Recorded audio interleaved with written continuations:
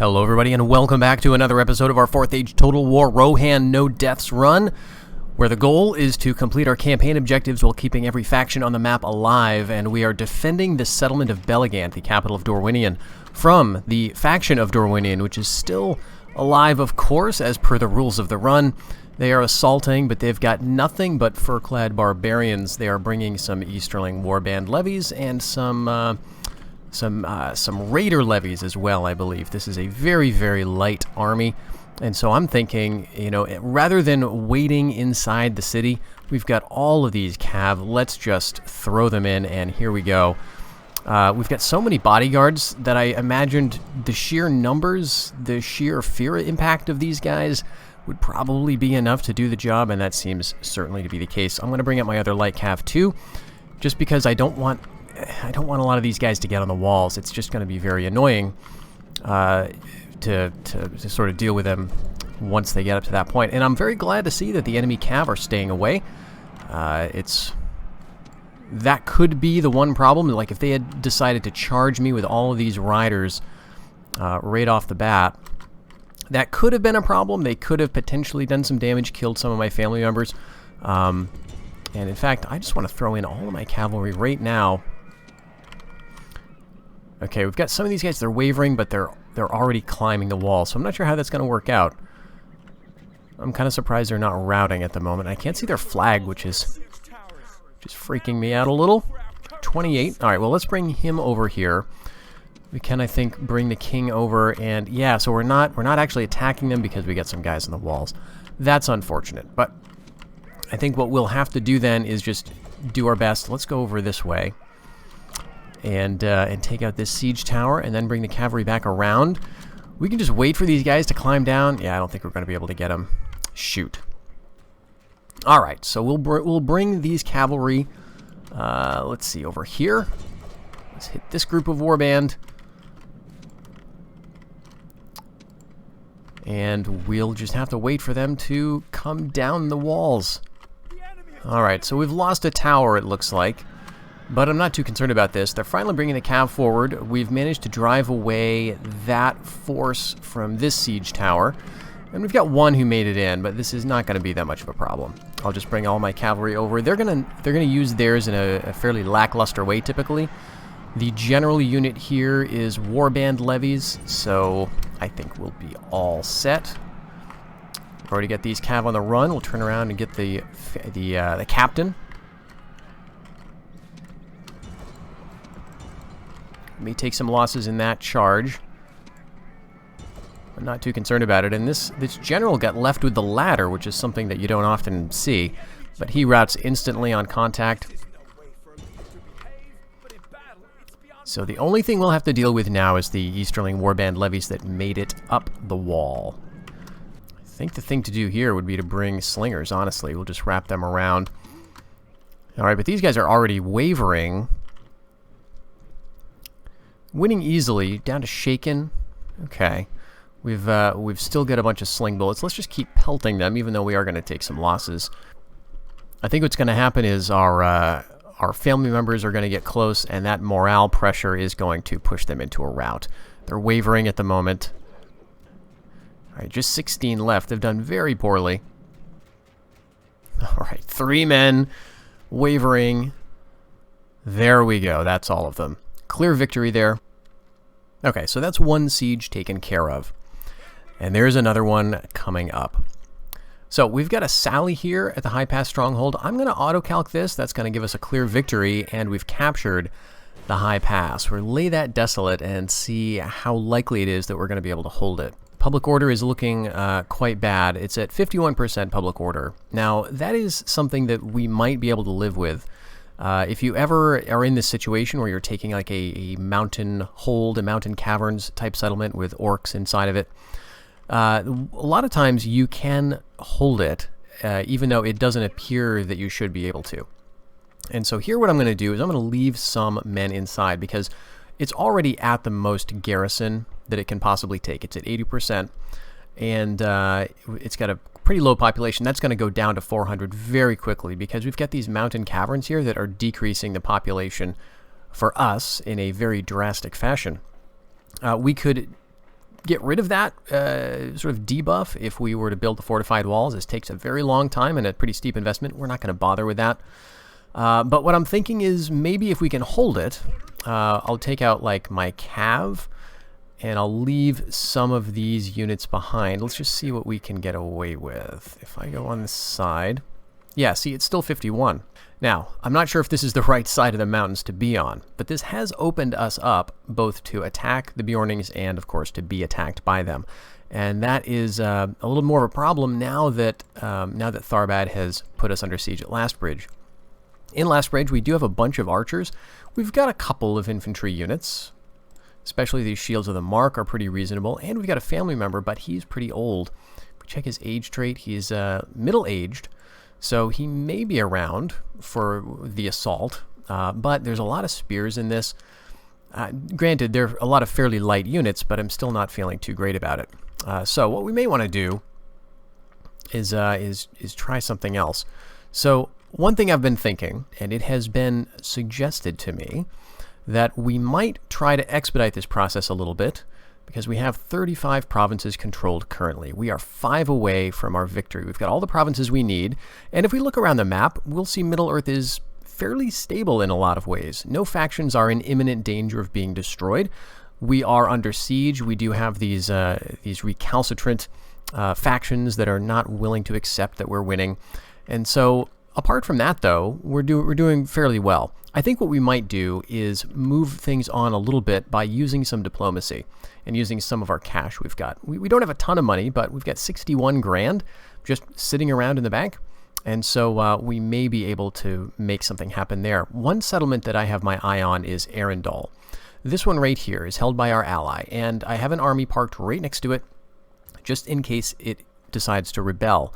That has not happened for a very long time, ever since I got that army over there. So if we were to get an emissary somewhere near the Reunited Kingdom and see if we can purchase that from them, we've got an army that can be moved right in very quickly. So that one would be a good one to get. I also wouldn't mind taking the Thorenburg Keep off their hands. This is another fort. It's liable to be fairly cheap to pick up, and this would just be another a bit of insurance, you might say, because the Reunited Kingdom may want to take this back because they've owned it, and I'd rather have them attacking this place. That would give me some time to, assemble my troops if needed. Okay, here we go. We've got an emissary in the settlement of Greyholm, and he's got enough movement points to head up here and do some business, I think, with Iorlas of the Hills of Tarnost. So let's see what he has to say here.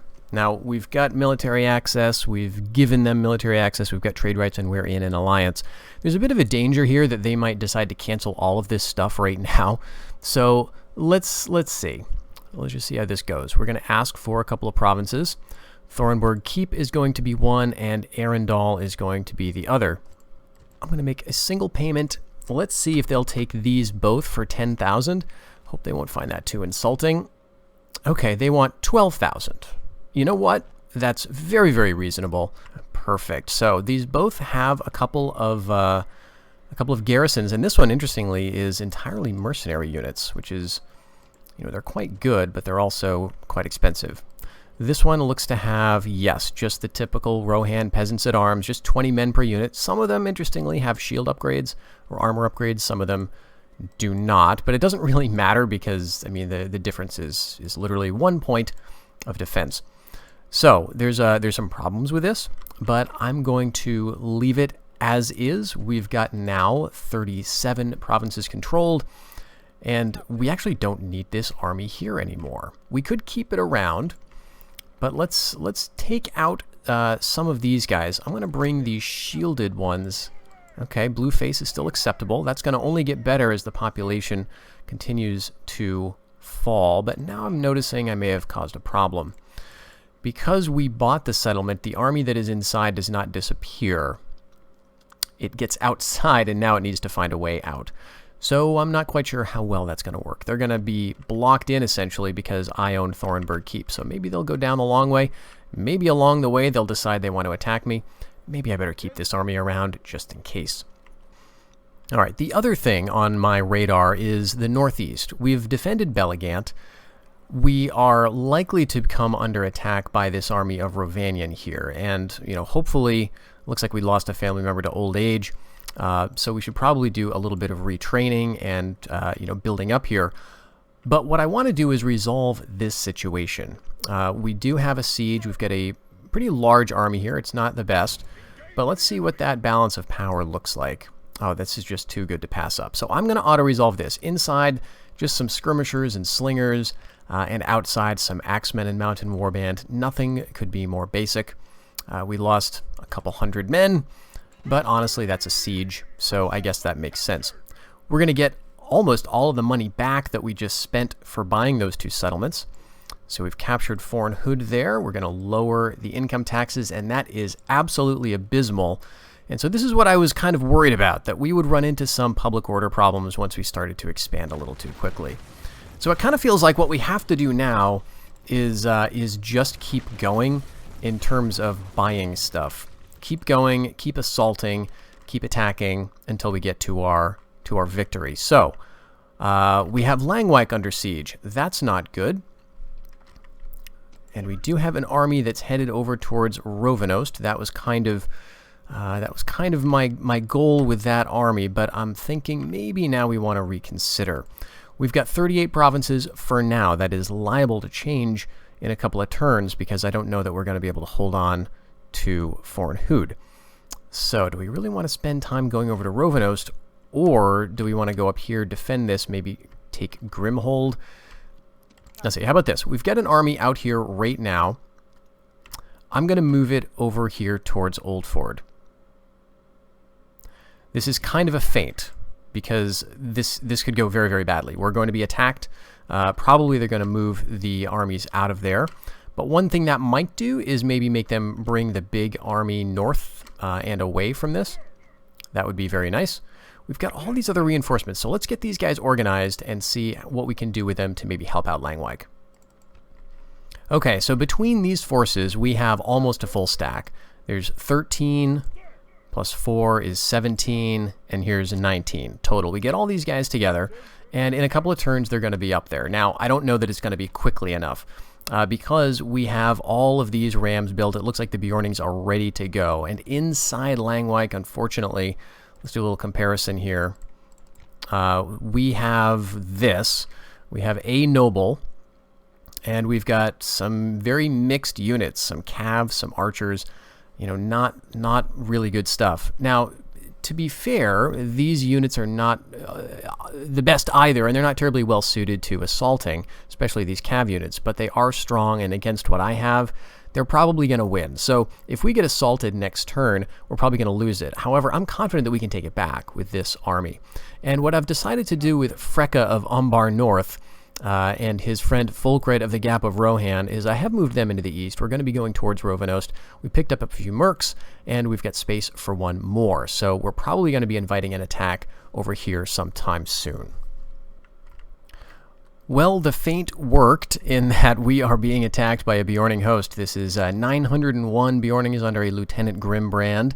And they've got a good mix of stuff, a couple of Bjorning axemen, some dogs, some archers, and so on. And then Lieutenant Galm with 357 men as well. So let's see how this goes. I'm a little concerned. We do not have numbers, but if we go into the battle map, we can at least decide to withdraw. So this may be a useful thing to sort of just get in here, get a sense of it, and then pull back to the high pass. What we'll do is we'll treat this kind of opportunistically. We'll see if there's any chances, and just looking at this, I'm going to say no. There's just way too many. I mean, they would have to really mess up to allow me to make anything happen here, so I'm just going to pull away. We're just going to have everybody withdraw. All right, we're under siege, but interestingly, the Bjornings did not assault Langwyck. We are being attacked by Rovanian, and this promises to be a more interesting battle anyway. So this is right outside Rovanost, right between Mid-Deeping and Rovanost. This is an answer to our move into their territory. And they've got a nobleman here. Now, the noble for Rovanian is an interesting unit. It is a lancer, but it's also got throwing spears. So kind of a dangerous unit in the right hands. The AI's hands are often not the right hands, but they can be more effective than you might think. also effective against armor. So got to watch out for those. They also got these Rovanian March Wardens, and enough of them can be a real problem. They've got 3, and then they've got a couple of other light Lancer cavalry. All right, they don't really have much in the way of long-range stuff, though. And so I think with my superior cav, this should be a lot better than the balance of power bars making it out to appear. All right, and we're being attacked, so they get to decide how they're going to approach this. All right, there's the light cav, and actually, no, there's a mix. March Wardens over here. You can see sort of a medium cav unit. They've got some mail. And then they've got the light cav over here as well. And in terms of their infantry lineup, yeah, a couple of skirmishers. Rovanian axemen. And a Rovanian spearman unit, which is, this is probably what I'm going to use my my archers for. These Rovanian spearmen are a little stronger than it may seem at first glance. We got some woodman spear levies as well, but here's the bodyguard, the Rovanian nobles. Now they're moving towards my ranged unit, so I think we'll go over there. I think I want to move my heavier cav over here. This is where some of their heavier cav is concentrating, so we're getting some firing already. And doing some damage, actually. These are, in some ways, a rather surprisingly light unit. Okay, their cav is moving fast, so they're going to go after some of that. We'll peel off to the left. There's some Rovanian scouts. You know what? Let's go hit those Rovanian scouts, and then we'll just get ready. Let's go after the March Wardens, actually. Oh, they're routing already. Wow. Wonderful news. Okay, looks like the army's actually deciding to leave. Let's go chase the family member down. Actually, maybe he's not. Alright, so we've got them. We've got them. They've got us sort of pinned down. Let's charge in with our lancers over there. Over here and hit the spearmen, the woodman spear levies. The Rovanian nobles are going to get caught, and we've got Rovanian axemen losing heavily over here, but I'm not too concerned about them. We do want to kill the family member if possible. We've broken through the center. There goes the enemy general. Let's see if we can turn this into a victory without killing a bunch of our family members. We're caught by the spearmen. We got to get out of there. That is a hedgehog-capable unit, or Schiltrom as it is called in Barbarian Invasion. Looks like their cav is basically routed, however, so we'll turn around, see if we can deal with this.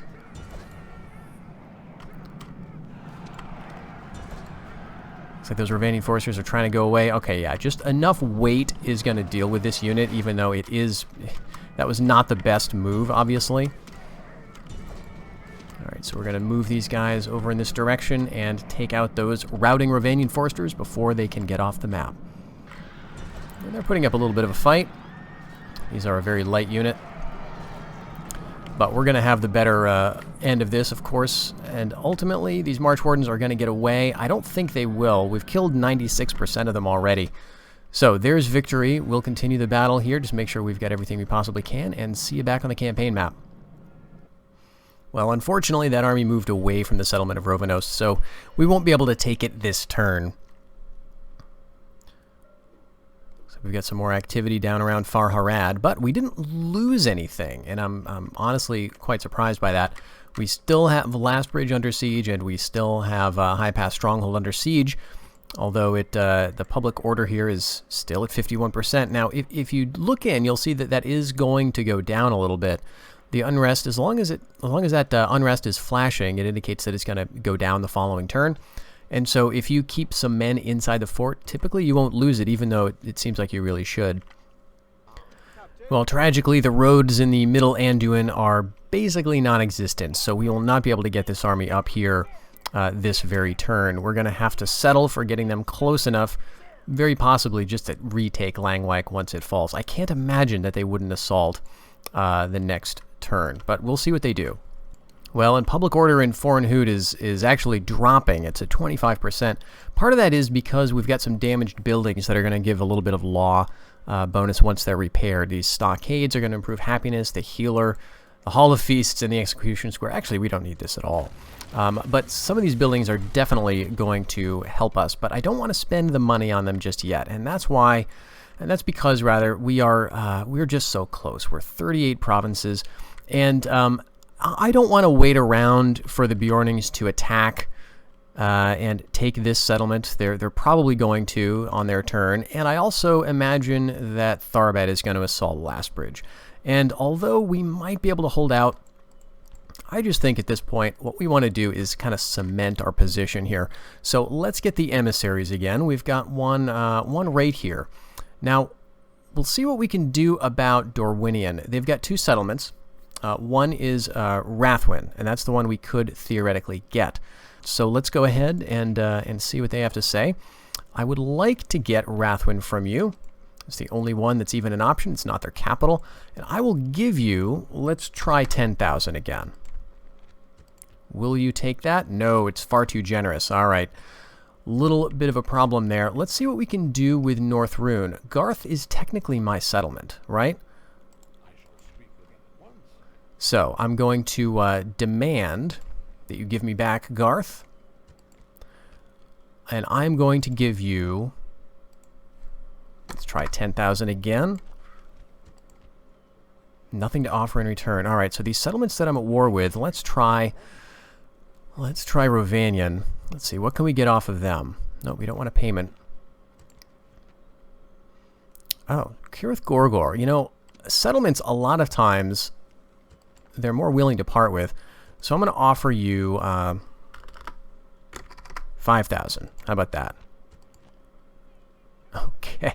They'll take it, but they don't have to like it. So this is that's going to give us our 39th settlement. So Kirith Gorgor, this is interesting because the Reunited Kingdom had not managed to take this from them for whatever reason. We can actually get 70% public order there with low taxes. They'd taken everything else, the interior of Mordor, but they had not taken this back. So we've done the Reunited Kingdom a little bit of a favor here, and now we just need one more. So it might be good to find a faction we're maybe on slightly more friendly terms with, maybe one we haven't dealt with in a little while. Let's see. You know, the Dwarves. The Dwarves are right here. They've got Nerig Zigil. Let's take a look. The Dwarves are often willing to, engage in deals. Nerig Zigil is not a capital for them, and it's very far from all their other settlements. So I will give you, let's see. I feel like being generous and offering 10 grand. Okay, they want 13 grand, you know. Beautiful. Absolutely. I'll take it. There we go. We got our victory. Now, let's take a look at that. If we were to keep Nerig Zigil, what could we do with it? We could get our control posts up. As Rohan, we could get Hillmen levies at the first tier. The second tier, Hillmen axe levies. The third tier, we start to get some of our native stuff. And then at the fourth tier, actually kind of a lot. Let's take a look at these. The Hillmen levies are a basic spear and shield unit. 100 men, 100 upkeep, extremely basic, good for garrison duty. That's about it. Hillmen axe levies have a throwing axe, which is really interesting. It's probably the only way that Rohan can get a sort of a throwing axe Francisca type unit. So that's kind of cool, actually. Now, in terms of other stuff, all of these things are our own native troops with the exception of the Mountain Guards. And so this is a unit that Northmen can get in Dwarven territory. These are a hammer and shield unit, very good armor, good morale, powerful charge, and importantly, effective against armor. They get a pretty decent upkeep, but this would be a very interesting unit to have because they sort of fill out an element that's lacking, at least in the infantry part of our roster, and that is effectiveness against armor. You could argue, though, that for the Rohirrim, it's maybe not as necessary because we do have some cav units that do this, like our bodyguards, for example.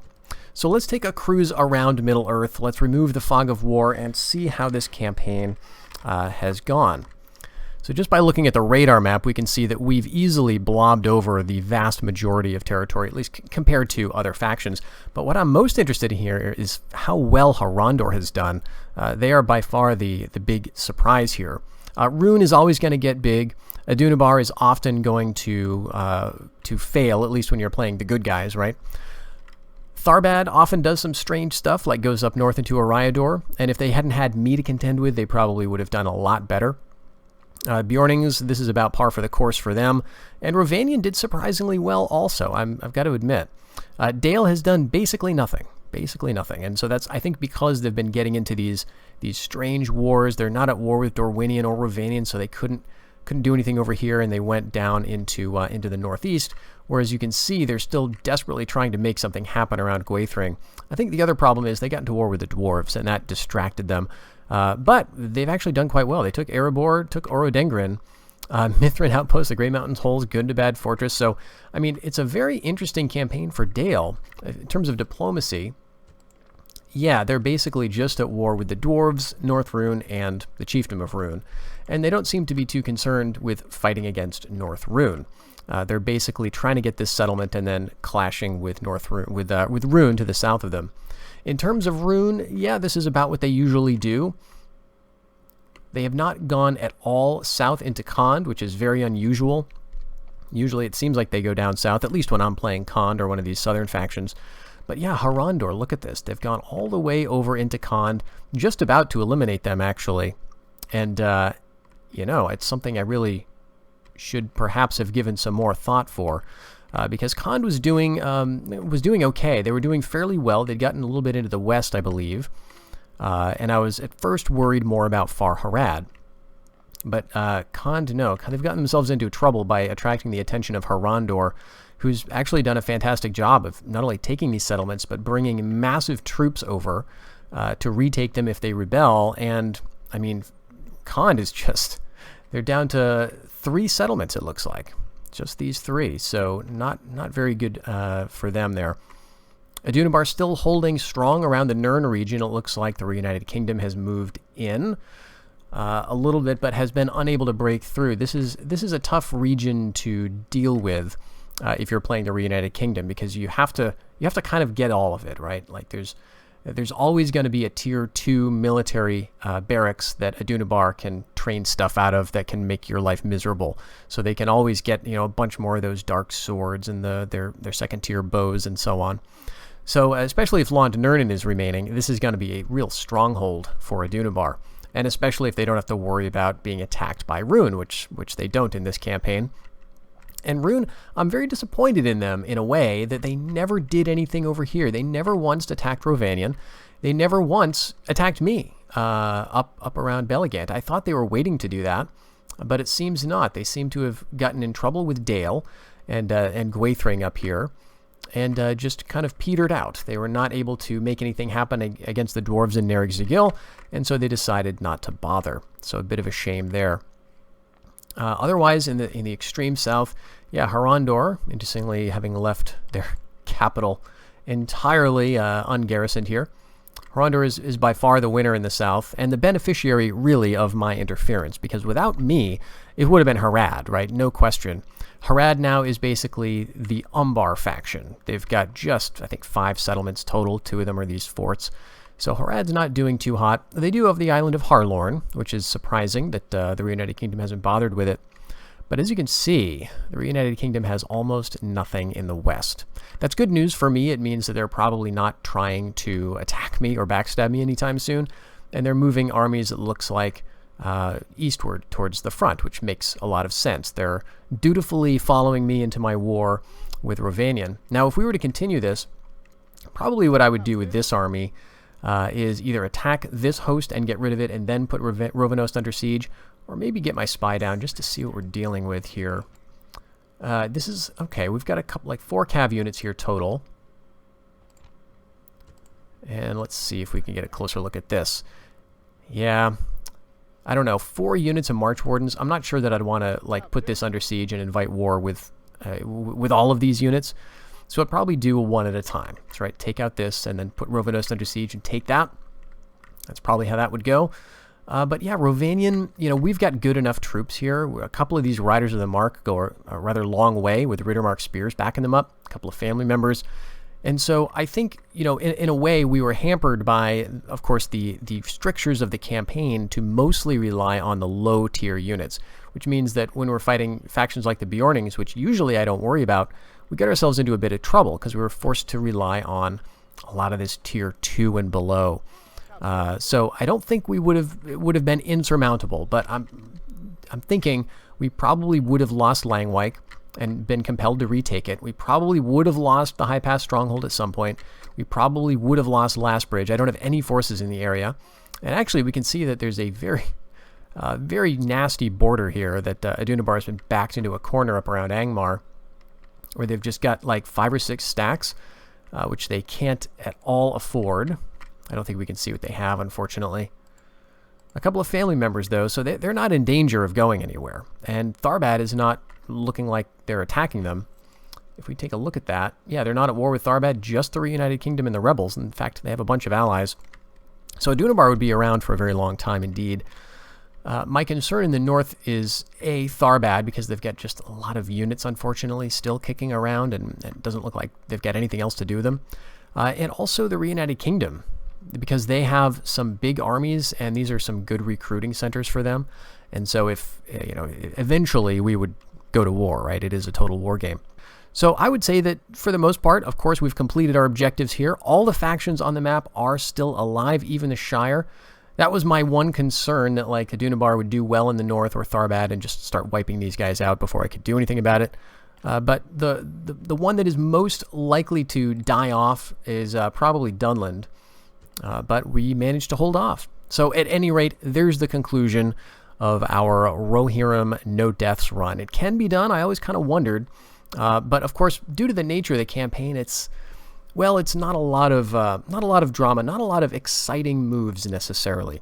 However, I do have something planned, and this is going to be the next little series. It's going to be a little more heavily edited than some of my other stuff. It's going to be looking at Harad. We're going to take a sort of a guide/let's play approach to Harad, which is one of my favorite factions for just playing around, amassing great wealth, getting these big armies together, and then doing some fun and interesting things with them. So that'll be a little bit different in scope. So I hope you have enjoyed the campaign so far, and I look forward to seeing you in the next one. Until then, everybody, take care.